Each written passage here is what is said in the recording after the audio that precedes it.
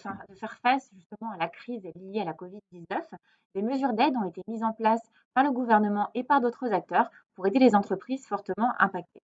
Donc, je vais vous énumérer la liste des aides qui sont à disposition des entreprises. Donc, on parle beaucoup du PGE, le prêt garanti par l'État, qui est un dispositif qui a été prolongé et qui sera applicable jusqu'au 30 juin 2021.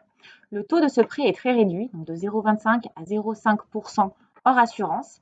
Toutes les entreprises y ont droit et pour en bénéficier, il faut faire une demande à votre banque, également demander un numéro à BPI France.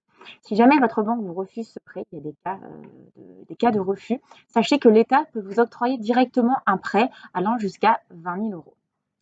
Donc en autre aide, il existe également un fonds de solidarité qui peut aller jusqu'à 1 500 euros pour toutes les entreprises ayant perdu une perte de plus de 50% de leur chiffre d'affaires. En complément de ce premier fonds de solidarité, sachez qu'il existe une aide régionale sous condition qui vous permet également de combler la perte de chiffre d'affaires et il faut pour cela avoir bénéficié du premier fonds de solidarité. Au niveau des cotisations sociales, donc de l'URSSAF, pour les travailleurs non salariés, sachez que vous avez la possibilité de demander un report de vos cotisations sociales. Alors attention, il s'agit bien d'un report, c'est-à-dire d'un décalage.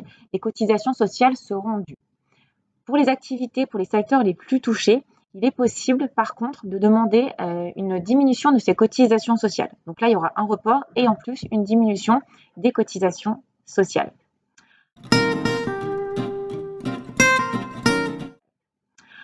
Ensuite, pour les activités, les entreprises qui ont des salariés, donc il existe 2 aides. Sachez que les TPE, PME qui ont des salariés peuvent faire appel au chômage partiel. Donc là, le maintien de salaire des salariés sera fait par le chômage, par l'État, à hauteur de 70% de leur salaire brut.